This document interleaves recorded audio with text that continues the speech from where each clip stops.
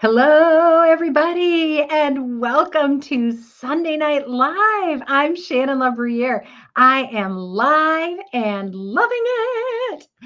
I really am. I have missed connecting with you live on Sunday nights. It's been a couple of weeks. I just appreciate the opportunity to meet you sort of face to face online, but what a wonderful wonderful gift it is to be able to do this. So thank you for joining me as we explore the principles that equip you to thrive in change. The change that you want, which is what we're going to talk about tonight, and the change you don't want that hits you out of nowhere. But as as people, we're never ever going to escape change, but what we can do is get better and better, exercising our skills at dealing with it. And when we put that energy into growing ourselves so that we can deal with change in a resilient way, it has such a positive influence, not just on our own lives, but on the lives of the people around us, the people we lead, the people we influence, the people we care about. We can literally do a better job of changing our world because of what we're learning here. So I'm going to welcome Tammy. Oh, Tammy, it's so good to see you. If this is your first time, whoever you are, if this is your first time being with us live on Sunday Night Live, by all means, make sure you introduce yourselves. Make sure that you give StreamYard permission to use your profile name and your profile picture so that you don't show up like just a mysterious silhouette. We actually know who you are. Hey, Philip, it's good to see you. I'm glad you're here. Yeah, and if you are an old hand at Sunday Night Live, if you just are here and have been faithful since we started many years ago, say hi too. Jump in those comments. Let us know you're here, that you're leaning in. All right. The other thing I want to do is I want to let you know that this broadcast in particular is going to be very practical, very useful. And if you or somebody else you know, or while you're here, if somebody else you know wants a promotion, is frustrated, feeling stagnant at whatever level they are in their career path, um, this would be a great Sunday Night Live episode for them to connect with. So feel free to tag them while we're getting some preliminaries going here. Invite them to watch this video. This is going to be really helpful for people who want to get promoted. And that is most of us. I don't know many people who don't want to get more and be better, right? And the way we go about that, certainly from my perspective, from the Thrive and Change perspective, differs from the way some people may go about it. But my approach is and has been and has successfully helped me to get promoted.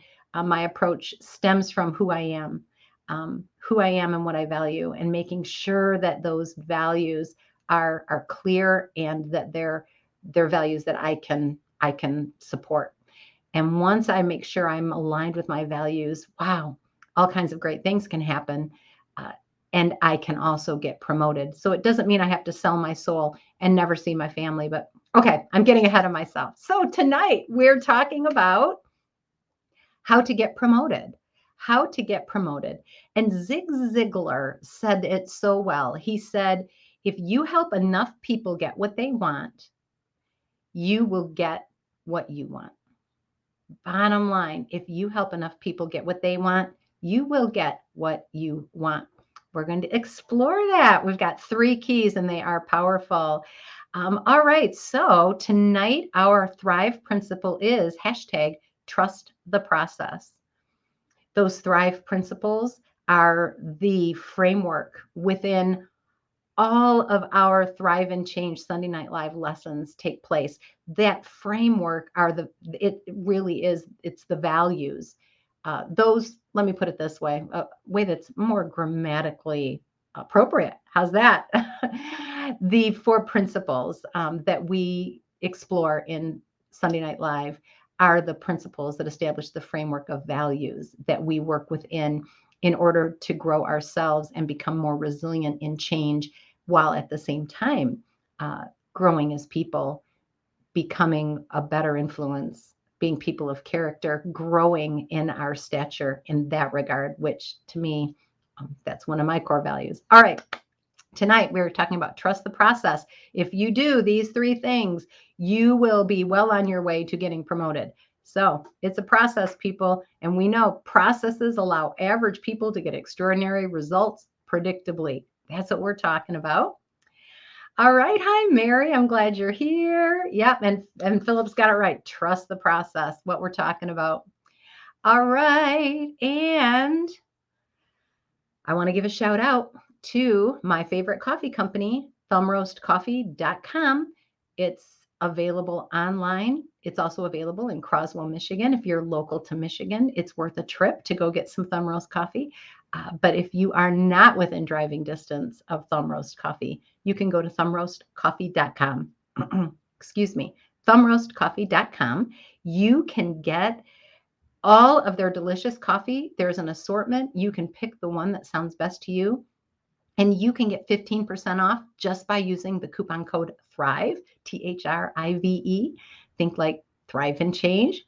Use the coupon code THRIVE at thumbroastcoffee.com. You'll get 15% off of delicious coffee. And if you're not a coffee drinker, if you know a coffee drinker and they love coffee, they will love a gift of Thumb Roast coffee. So I highly recommend go check them out. It's a company that believes in their employees, invests in the growth of their employees. Their owner, Missy, is a faithful participant in Sunday Night Live, which I so appreciate. She actually walks the talk of being a great leader, leading her team through change.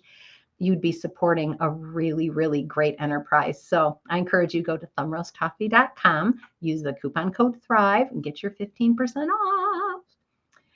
All right, let's talk about getting, oops, I got to turn that off. Ta-da! All right, let's talk about how to get promoted. I had an opportunity to go on a job interview when I first, it was a few years into my lifting heavy things for the Postal Service. I lifted heavy things. I drove a forklift. I dumped heavy sacks. I wore steel-toed boots. I worked hard. I worked on the docks, and I knew in my heart that my strengths, literally my strengths, did not lie in lifting heavy things. I felt like I had a lot more that I could contribute in my strength zone, and I love to write. And I had experience as a writer. I had been an award-winning student journalist in high school and college, and I wanted to use my writing ability. So when an opportunity came up for me to be promoted into being an editor for the local newsletter for our entire district, I was all in, you guys. I slaved over that resume. I made sure that I had told all of my strengths, everything I could do. And I knew what I wanted. I wanted to be able to do in-depth stories about our employees. I wanted to be able to, really dig deep into some issues and do what I did best. And so I got invited for an interview, and I went in and I gave my best. You guys, I really laid it on the line. I clearly had talent, and I could demonstrate that I had talent. I had enthusiasm, and that was amazing.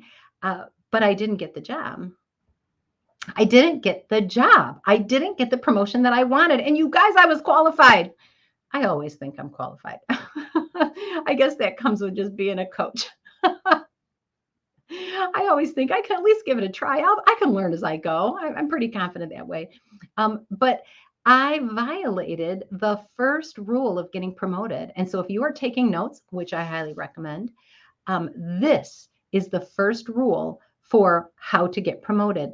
You have to understand what is important to your boss. I understood deeply what was important to me when I went for that job interview. I understood that I did not want to spend the rest of my career lifting heavy things. I knew that. I knew I had, and that's a legitimate desire. That was a legitimate desire. There was nothing wrong with me not wanting to continue to do that, wanting to pursue something else. My mistake is that I focused on what I was going to get out of that job. I wanted that job to be what I wanted it to be. And I didn't spend even 5 minutes looking at what they actually wanted or needed. What did the person who was picking, the person in charge of promoting, what did they want? And was that going to be something I could give them? I was 100% focused on me and what I could give. I had to shift my perspective from looking at opportunities as what's in it for me and shifting to saying, what do they need and how can I help meet those needs? When you want to be promoted, whether it is within a career, whether it is in a nonprofit organization where you volunteer, if you want to get promoted, and that can mean different things. Certainly, a promotion in my case meant that I was going to have different working hours. I was going to have different working conditions that I preferred. I was going to make more money. I was going to have more opportunity to grow in the areas that I felt like I was strong in. Those were all part of being promoted. So don't get stuck on thinking that, well, I don't want to be promoted. Well, you might not want to be promoted in the typical way. Maybe you don't want to go higher up on your career ladder, but are there areas where you would like to move up the stair steps of influence so that your influence is greater? That is also a promotion. Getting really clear on what a promotion represents to you is important.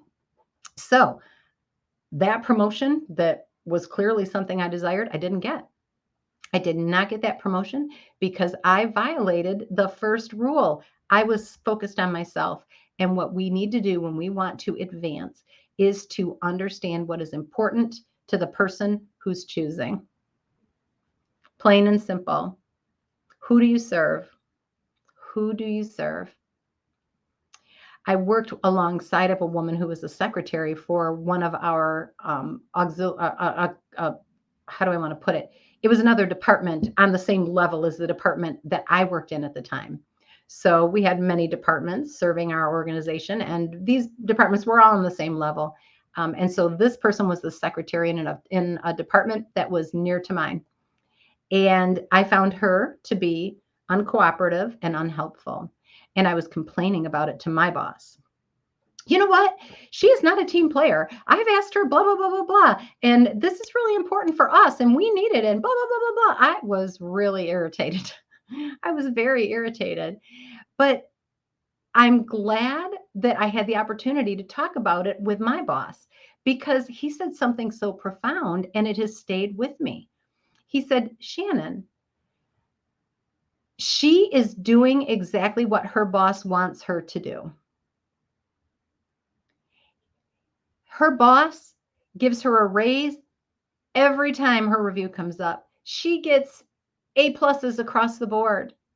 She does not worry about what you need because she is concerned about what her boss needs. And he said, whether you think that's good or bad or right or wrong, it's real. Her boss is rewarding her for giving him what he needs. And that's why she doesn't care about what you're asking for. He said she's not going to change. Now, we could spend a whole another Sunday Night Live talking about, can you live with that? Right?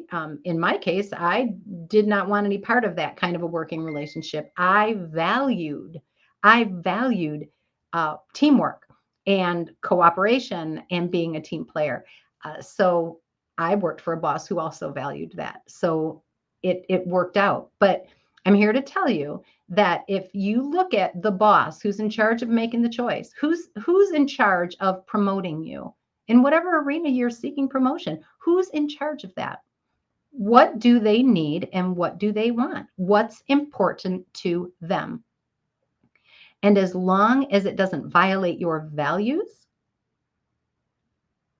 start focusing on that, because that is the first key to getting promoted, understanding what's important to your boss and helping her get it. Look at things from your boss's perspective. What pressures is your boss under? What pressure is coming at your boss that if he doesn't provide it, if he doesn't make that number, if he doesn't meet that deadline, he's going to hear it, right? How can you help him get what he needs to stay out of hot water with his boss? Learning to focus on how can I help somebody else get what they want while still fulfilling my role. It can be a little bit of a not a juggling match. You just have to be attentive. You have to be attentive. But that's the number one key. And our first key, understand what your boss wants and do what you can to help her get it. You have to set aside your agenda. All right, number two. Number two, this is huge. This is so huge. Find solutions, not problems. Find solutions, not problems. You guys, there has never been a job posted, a help wanted ad place that says, help wanted. We need somebody who is really, really good at pointing out what's wrong. And yet, pointing out what's wrong is often what makes people feel knowledgeable. And that's fake, you guys. That is a fake sense of being knowledgeable. Knowing how to point out what's wrong is not knowledge. It is hubris. It is talking for the sake of being heard. It is being critical. It is tearing down. When you feel like you're adding a lot of value because you walk into a room and you can point out everything that's wrong, you're not on the path to promotion. I'm here to tell you that every boss in the world has way too many people telling them what's wrong. Their boss is telling them what's wrong. They've got customers telling them what's wrong. They've got other employees complaining about what's wrong. That person who's in charge of promoting you knows stuff is wrong. When you focus on solutions instead of problems, all of a sudden, you are getting attention. You are getting attention. Not very many people come to the table with a suggestion on how to help solve it. When you find solutions instead of problems, you have just put yourself head and shoulders above everybody else who's in the room. Because people who can find problems are a dime a dozen. People who can fix them and who are willing to fix them are tough to find, and they get attention. Find solutions, not problem. The people who get promoted are not the people who can say what is wrong. They are the people who can fix it. So let's take a pause here. What kind of problems can you fix? What arena in your life would you like to have more influence? Would you like to be promoted, elevated, so that you can make more money, have better hours, do more of what you love? Perhaps it's just have more influence, be a bigger, better force for good, whatever promotion means to you. Where in your life are you looking at, I want to get better, I want to get promoted? And now, how can you bring a solution to a problem in that arena? When you do that, my friends, you are setting yourself so apart. Bosses will take you with them when they get promoted if you are a problem solver for them. If you just point out flaws, they got a million of those. But when you can find solutions, you have just put yourself on the track to get promoted. So let's see in the comments, you guys, where would you like to be promoted? Is it in your career? Are you working in a career that you love and that you think, oh yeah, I want to get ahead? Where is it that you want to advance? And then ask yourself, where can I fix a problem here? Such a small, minor thing, excuse me, a seemingly small, minor thing such a seemingly small, minor thing happened to me as I was just going about doing my lifting heavy things job, but it changed the trajectory of where my career ended up going within that organization. And it was this simple thing. Nobody liked to answer the phone at the desk in our mail sorting operation. It was loud there by the desk. Usually, if you answered the phone, it was somebody who was wanting something. Usually, it was an internal person. They weren't usually external customers. So it was going to be somebody internally who wanted something from you. And people didn't want to answer the phone because they didn't want to do any extra. The ones who did answer the phone finally would answer it like this. Hello, 010. Just like that. 010 were the numbers that were assigned to that operation. Hello, 010. Over and over and over.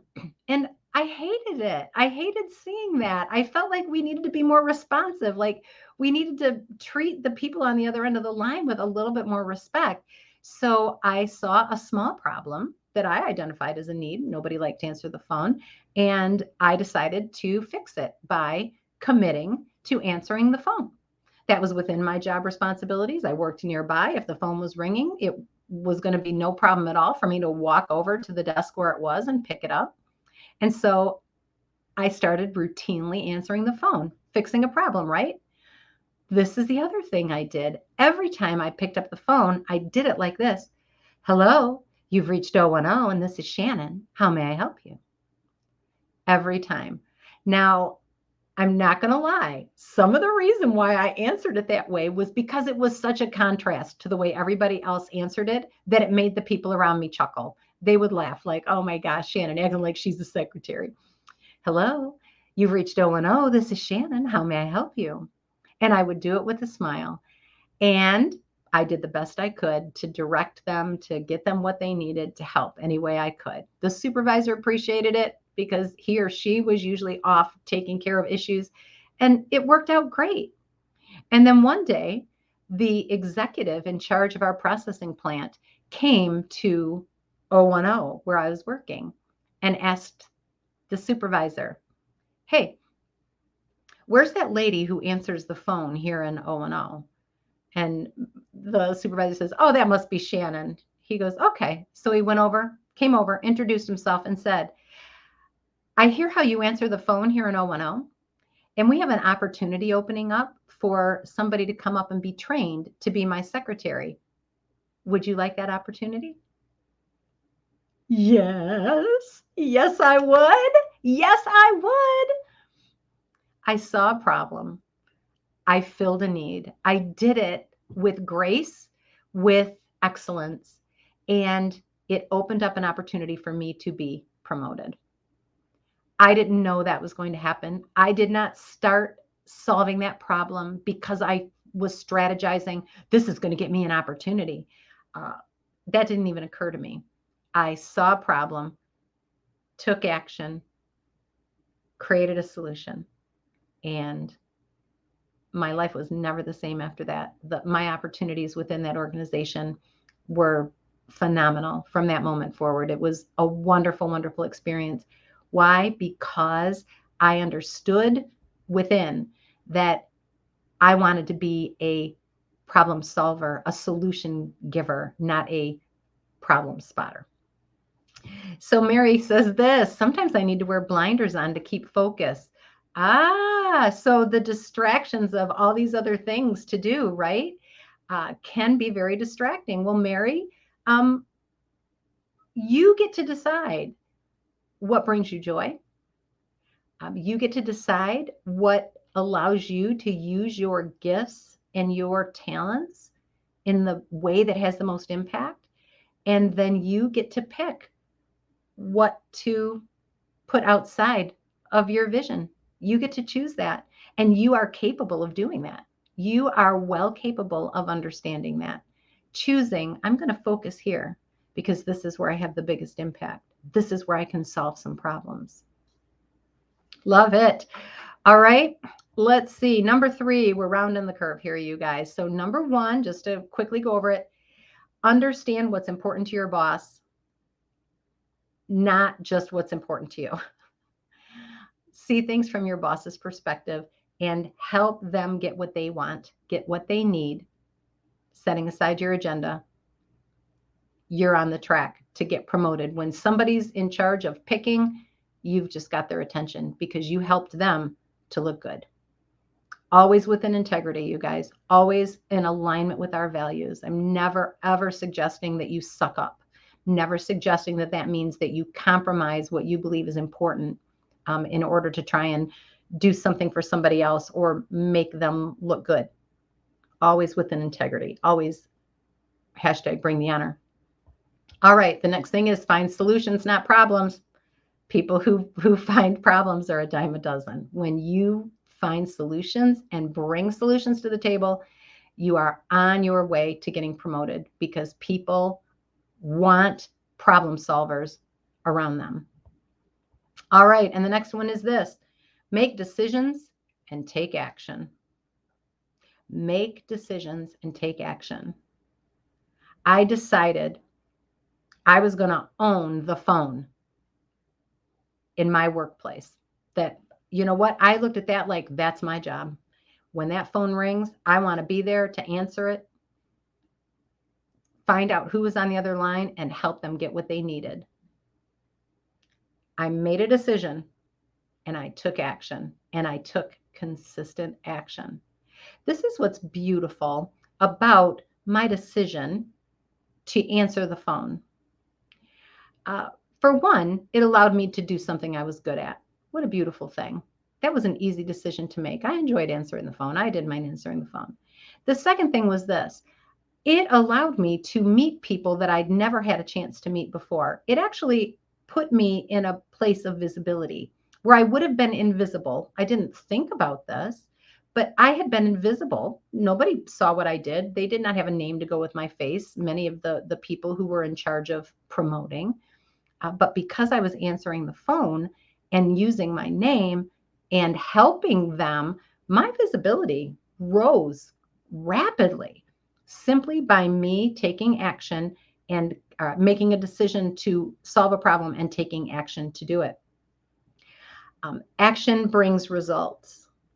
And there is no workplace, well, I shouldn't say no, in healthy workplaces, the reason people are bosses is because they get results. Organizations are there to accomplish a mission, right? So whatever mission it is that you're working toward, action is what's going to get you there. And action is what gets your boss results as well. Action is what gets your boss results as well. So you have to make a decision and take action. I'm not saying take the reins or take the wheel if you're not in charge of driving. But when you see a problem and you solve it, you've spotted it and you took action, that gets attention because it gets results. Take action to solve a problem, not to serve yourself.